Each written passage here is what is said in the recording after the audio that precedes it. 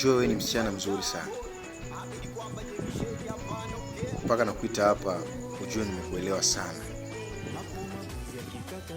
Mimi sihitaji watoto wa watu ovyo. Wewe ni mzuri. Na siku zote ficha maradhi, mauti hunimbua. Mimi nakupenda sana.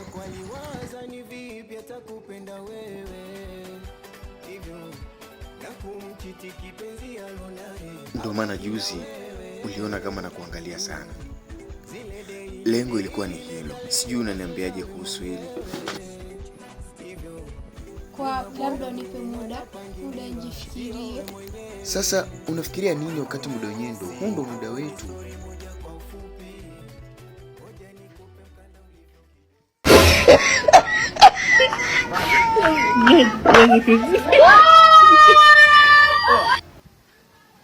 Wewe vipi hapo? Unakuta watu wanaongea afu unasimama hapo unasikiliza. Wewe vipi hapo, mbona sikusomi?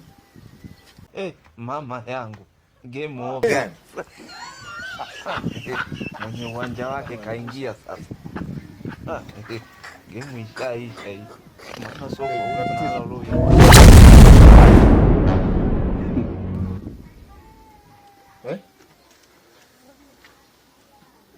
Watoto wa mtaani wanasumbua sana. Watoto wa mtaani wanasumbua. Wewe unamjua? Unamjua? Nani?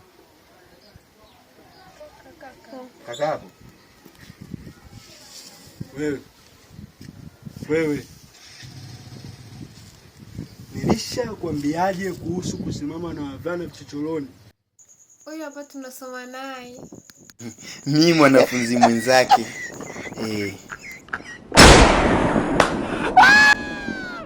Zangu na huyu mwanafunzi. Wewe una mpango gani na huyu mdogo wangu? Hapa mizangu nilikuwa nimemletea notes. Hapana. Leo unamoa huyu. Sasa sikiliza. Subiri. Huyu leo unaoa. Mshazoea kupotosha watoto za watu. Amna bana. Huyu mwanafunzi mwenzangu. Sasa yule mtu ambaye unamtafuta nimeshampata. Wewe jiandae hapo, tunakuja kufunga ndoa.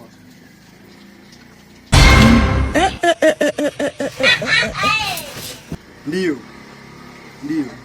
Sasa bana, kama ushazoea kuingia kwenye koo za watu, koo yetu ni koo nyingine kabisa. Wewe ongeza mbele.